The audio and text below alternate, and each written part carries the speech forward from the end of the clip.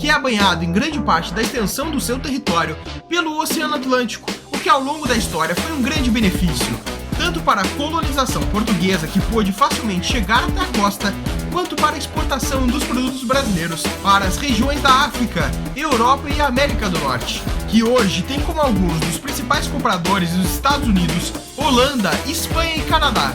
Esses países têm fácil acesso ao Oceano Atlântico e comercializam muito com o Brasil no Ocidente. Mas outros gigantes parceiros comerciais do Brasil, como a Coreia do Sul, Japão e principalmente a China, estão bem longe do Oceano Atlântico e com forte presença no Oceano Pacífico.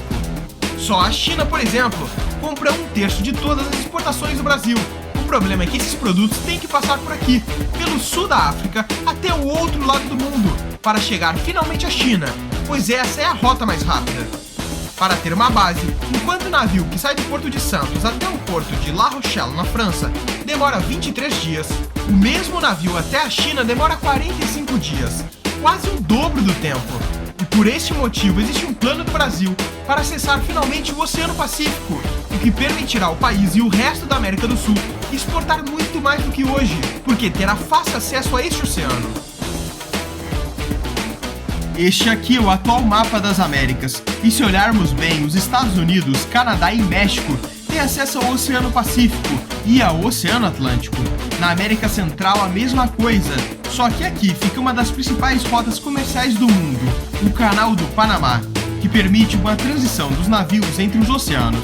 Mas já se descermos para a América do Sul, literalmente apenas a Colômbia tem acesso aos 2 oceanos, enquanto os outros países sul-americanos podem acessar apenas um, o que obviamente faz esses países não terem total aproveitamento das suas exportações.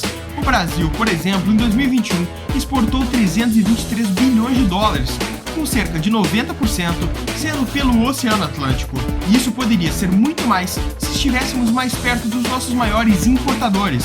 Para ver isso na prática, essa aqui é a Austrália, um dos maiores competidores do Brasil no agronegócio. No setor de carne, por exemplo, o Brasil tem 250 milhões de cabeças de gado e a Austrália apenas 23 milhões. Mas o país consegue exportar quantidades muito semelhantes à brasileira, mesmo tendo um produto mais caro. Isso se deve à sua localização geográfica. A Austrália está na Oceania, um continente muito perto da Ásia, e principalmente do Mar do Sul da China, a principal rota comercial da Ásia, e perto de onde estão alguns dos maiores parceiros comerciais do Brasil, como a China, Japão e Coreia do Sul, que também são os maiores parceiros comerciais da Austrália. Isso faz com que o país consiga ter acesso aos seus importadores de forma fácil. Ainda assim, o problema também está nas importações brasileiras, porque hoje nós importamos cerca de 40% dos nossos produtos da Ásia, 35% das Américas e 23% da Europa, e apenas cerca de 3% dos outros continentes. A grande questão é a mão de obra. Na América do Norte e na Europa é muito mais caro, e por conta disso produtos eletrônicos são muito mais caros também. E dessa forma, importar eletrônicos da Ásia é muito mais barato, por conta da mão de obra e estrutura daquelas nações. Só que um navio, além de demorar mais de 40 dias para chegar à costa leste da América do Sul, também tem que arcar com maiores custos de transporte, o que encarece os produtos. E se o Brasil tivesse um acesso pelo Oceano Pacífico, poderia encurtar essas rotas e ter efetivamente acesso a 2 oceanos. E é exatamente por isso que criaram a Rota Bioceânica, um projeto para ligar o Brasil, Paraguai, Argentina e por fim o Chile. Então vamos começar a entender tudo. O projeto tem 2 fases, a primeira para o Porto de Santos até a rota que ligará o Paraguai, e a outra, a ligação entre os países sul-americanos. Então vamos começar por aqui. A rota começa no Oceano Atlântico, começando no Porto de Santos, depois passa por São Paulo e segue até o estado de Mato Grosso do Sul, e até a cidade de Campo Grande. Depois segue até Porto Murtinho, ainda no Brasil. Daqui, a rota adentra no Paraguai até Carmelo Peralta. Depois, Mariscal, Pozo Rondo, adentrando na Argentina, que segue daqui até Jujuí, para finalmente entrar no Chile e finalizar no porto de Antofagasta. O projeto será financiado por vários países e terá a ajuda do Fundo Financeiro da Bacia do Prata, a Corporação Andina do Fomento, o Banco Interamericano de Desenvolvimento, o Governo do Paraguai e o Governo do Brasil, mas o quadro de financiadores ainda não está plenamente configurado. A obra conta com rodovias que ligarão os 4 países sul-americanos e um tratado de exportação entre os mesmos. Os membros das rotas poderão exportar tanto pelo Porto de Santos quanto pelo Porto de Antofagasta, um projeto beneficiando o Brasil e os outros 3 países sul-americanos, além deles poderem ter melhores relações bilaterais entre si.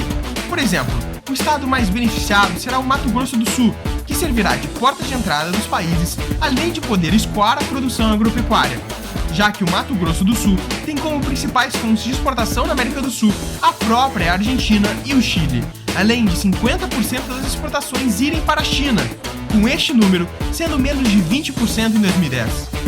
A rota bioceânica ajuda esses 4 países sul-americanos da seguinte maneira: o Brasil já foi dito antes, o Paraguai teve financiamento para a construção de novas rodovias no país, além de aumentar sua possibilidade de exportação, já que o Paraguai exporta seus produtos apenas pelo Rio Paraná atualmente. A Argentina tem motivos muito semelhantes ao Brasil, já que se tornou um dos principais parceiros comerciais da China, e o Chile, por sua vez, também terá a possibilidade de acessar o Oceano Atlântico. O projeto ainda leva em conta que a maior quantidade das exportações brasileiras para outros países sul-americanos é feita por terra. Por exemplo, existem 2 maneiras de exportar produtos do Brasil para o Chile de maneira terrestre ou fluvial, ou pelo Canal do Panamá circulando toda a América do Sul, ou por via continental. E é exatamente isso que acontece. Literalmente 100% das exportações brasileiras para a Argentina que vem do Mato Grosso são por via terrestre. E isso só reforça a importância de realizar esse projeto, já que atualmente não há uma ligação tão retilínea quanto essa ligando todos os países. O próprio chanceler brasileiro afirmou que a estrada é capaz de desenvolver positivamente toda a economia das regiões ao redor, já que facilitaria o acesso às mercadorias e serviços nessa região, além de facilitar o turismo local. Só no ano de 2021, Mato Grosso arrecadou cerca de 86 milhões de reais apenas com turismo, e a tendência é que com uma nova estrada, a movimentação turística aumente. Mas ainda assim, alguns grupos ambientais e sociais se posicionam contra o projeto. Alguns dos argumentos são que o município de Porto Murtinho, que tem pouco mais de 15 mil habitantes, tem quase 80% da população dependendo do turismo de pesca e terão suas economias prejudicadas caso a ponte rodoviária que pretende ligar Brasil ao Paraguai seja construída. Já que dentre os planos de pavimentação da rota também estão os planos para construir uma ponte que ligará a cidade de Porto Murtinho até Carmelo Peralta, consequentemente aumentando a poluição no rio, que é tão essencial para a economia local. Alguns pesquisadores também afirmam que, além dos benefícios econômicos para a nação, problemas sociais como exploração, violência urbana, precarização do saneamento básico e acesso a outros bens essenciais podem se acirrar. Além disso, de acordo com alguns institutos, a fauna local também seria afetada. Animais silvestres poderiam ter seu habitat prejudicado, já que na região do Mato Grosso do Sul é muito recorrente o contato entre seres humanos e animais silvestres. Somente no primeiro semestre de 2022, a Polícia Ambiental capturou mais de 1.100 animais em perímetros urbanos, e desses, 62 foram vítimas de atropelamento, e com a confecção da rota bioceânica, esses números tendem a aumentar. Mas o fato é que o Brasil perde milhões de reais com transporte de grãos e soja todos os anos, perde com gasto de diesel e com processos aduaneiros, e deixa de ganhar milhões a mais devido ao tempo de locomoção, principalmente no comércio com países asiáticos. Os benefícios de uma rota bioceânica podem ser muito maiores do que os malefícios ecológicos para as comunidades locais. E esse foi o exato motivo pelo qual o Brasil tem um plano que vai transformar a América do Sul. Se você veio até aqui, é que você gosta desses mapas.